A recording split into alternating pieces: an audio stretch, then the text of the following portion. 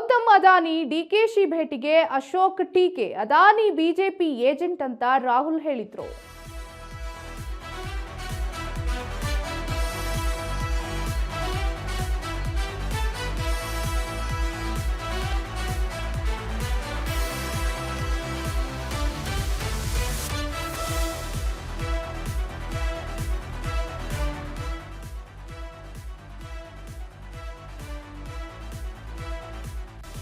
S, Adani BJP agent ಅಂತ ರಾಹುಲ್ ಹೇಳಿದ್ರು. ಆದ್ರೆ ಡಿಕೆಶಿ ಮನೆಗೆ ಗೌತಮ್ ಅದಾನಿ ಭೇಟಿಯನ್ನ ಕೊಟ್ಟಿದ್ದಾರೆ. ರಾಹುಲ್ ಗಾಂಧಿ ಈ ವಿಚಾರ 100 ಸಲ ಹೇಳಿದ್ದಾರೆ. ಈಗ ರಾಜ್ಯ ಸರ್ಕಾರ ಅದಾನಿಗೆ ರೆಡ್ ಕಾರ್ಪೆಟ್ ಹಾಕಿದೆ. ಗೌತಮ್ ಅದಾನಿಯನ್ನ ಸಿಎಂ ಡಿಕೆಶಿ ಭೇಟಿ ಮಾಡಿದ್ದಾರೆ. ಅದಾನಿ ಭೇಟಿಗೆ ರಾಹುಲ್ ಅನುಮತಿ ಕೊಟ್ಟಿದ್ದಾರಾ?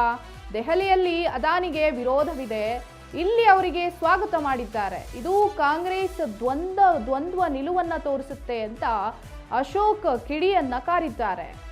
ಎಸ್, ಗೌತಮ್ ಅದಾನಿ ಅಂದ್ರೆ ಕೇಂದ್ರದಲ್ಲಿ ರಾಹುಲ್ ಗಾಂಧಿಗೂ ಅವರಿಗೂ ಆಗೋದೇ ಇಲ್ಲ, ಅವ್ರನ್ನ ಕಂಡ್ರೆ ಅವ್ರಿಗಾಗಲ್ಲ. ಆದ್ರೆ ಇಲ್ಲಿ ರಾಜ್ಯ ಸರ್ಕಾರದಲ್ಲಿ ಅವರನ್ನ ಸ್ವಾಗತ ಮಾಡಿದ್ದಾರೆ, ಅವರೊಂದಿಗೆ ಒಂದಿಷ್ಟು ಚರ್ಚೆಯನ್ನ ಮಾಡಿದ್ದಾರೆ. ಹಾಗಿದ್ರೆ ಅದಕ್ಕೆ ರಾಹುಲ್ ಗಾಂಧಿ ಅವರ ಒಪ್ಪಿಗೆ ಇದೆಯಾ?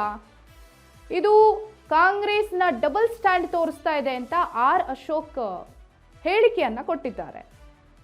ಗೌರವಾನ್ವಿತ ರಾಹುಲ್ ಗಾಂಧಿಯವರು, ಏನೇ ಕರೆಕ್ಟ್ ಅನ್ನಪ್ಪ,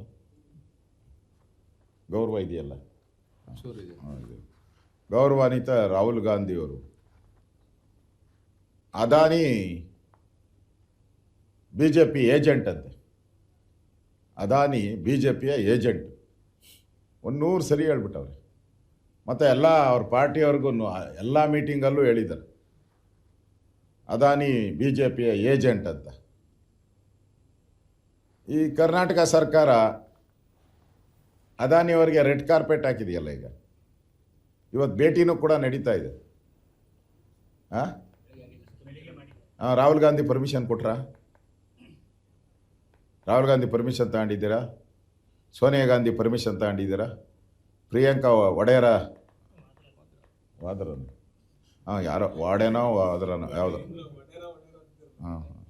ಏನು, ನಾನು ಒಡೆ ಅಂದು ಒಂದು ಅಭ್ಯಾಸ, ಅದಕ್ಕೆ ಅವ್ರದ್ದೇನ ಅನುಮತಿ ತಗೊಂಡಿದ್ದೀರಾ?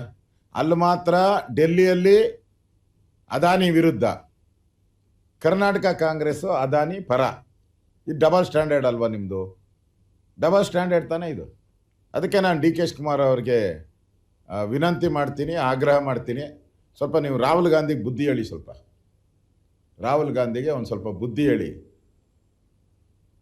ಅವರೊಬ್ಬ business man. D K Shivakumar next ಹೇಳ್ತಾರಲ್ಲ, ನಾನು ಹಂಗೇನಿಲ್ಲ, ಬಿಸ್ನೆಸ್ ಮ್ಯಾನು, ಬಿಸ್ನೆಸ್ ಮಾಡ್ತಾ ಇದ್ದಾರೆ. ಹಂಗೆ ರಾಹುಲ್ ಗಾಂಧಿಗೆ ಸ್ವಲ್ಪ ಹೇಳಿ, ಬುದ್ಧಿವಾದ ಹೇಳ್ಬಿಟ್ಟು, ಅವರೊಬ್ಬ ಬಿಸ್ನೆಸ್ ಮ್ಯಾನು, ಬಿಸ್ನೆಸ್ ಮಾಡ್ತಾ ಇದ್ದಾರೆ ಅಷ್ಟೇ ಅಂತ ಹೇಳಿ ರಾಹುಲ್ ಗಾಂಧಿ ಅನ್ನೋ ಸಲಹೆ ಕೊಡ್ತಾ ಇದ್ಬಿಟ್ಟವ್ರೆ. ಈಗ ಅದಾನಿನೂ ಬಂದು ಡೈನಾಮಿಟ್ಗೆ ಹೊಡಿಯೋಕ್ಕೆ ರೆಡಿ ಮಾಡ್ಕೊಂಡಿದ್ದಾರೆ ಅವರು. ಅಲ್ಲಿ ಪಾರ್ಕಲ್ಲಿ ಮಾಡಬಾರ್ದು ಅಂತೇಳಿ ಎಲ್ಲ ನಮ್ಮ ಇದ್ರ ಪ್ರಕಾರ ಇರೋದು, ಕಾನೂನು ಪ್ರಕಾರ ಪಾರ್ಕಲ್ಲಿ ಯಾವುದೇ ಆ್ಯಕ್ಟಿವಿಟೀಸ್ ಮಾಡೋಕ್ಕೆ ಅವಕಾಶ ಇಲ್ಲ ನಮ್ಮ ಕಾನೂನು ಪ್ರಕಾರ. ಈಗಾಗಲೇ ಹಲವಾರು ಸುಪ್ರೀಂ ಕೋರ್ಟ್ ಆದೇಶಗಳು, 100 ಆದೇಶಗಳು ಬಂದಿದೆ, ಹೈಕೋರ್ಟ್ ಆದೇಶಗಳು ಬಂದಿದೆ. ಪಾರ್ಕ್ ಮುಟ್ಟಬೇಡಿ ಅಂತ ಹೇಳಿದ್ದಾರೆ. ಈಗ ಹೊಸ ಕಾಯ್ದೆ ತರ್ತಾ ಇದ್ದಾರೆ ಮಿಸ್ಟರ್ ಡಿ ಕೆ ಶಿವಕುಮಾರ್ ಅವರು. ಏನು ಅಂತ ಹೇಳಿದ್ರೆ, ನೀವು ಪಾರ್ಕಲ್ಲೂ ಕೂಡ ಏನು ಬೇಕೋ ಕಟ್ಟಡಗಳನ್ನ ಕಟ್ಬೋದು, 5% ಜಾಗವನ್ನು ಗುತ್ತಿಗೆ ಕೊಡ್ಬೋದು, ಸೇಲ್ ಮಾಡ್ಬೋದು ಪಾರ್ಕಲ್ಲಿ. ರೆಡಿ ಮಾಡ್ಕೊಂಡವ್ರೆ. ಯಾವುದಕ್ಕೋಸ್ಕರ? ಇದಕ್ಕೋಸ್ಕರ ಅದಾನಿ ಈಗ ಬಂದಿದ್ದಾರಲ್ಲ, ಅದಕ್ಕೋಸ್ಕರ ಒಂದು ಪ್ರಾವಿಷನ್ ಮಾಡ್ಕೊತಾ ಇದ್ದಾರೆ. ಈಗ ಲಾಲ್ಬಾಗಲ್ಲಿ ಪ್ರತಿಭಟನೆ ಮಾಡ್ತಾರೆ.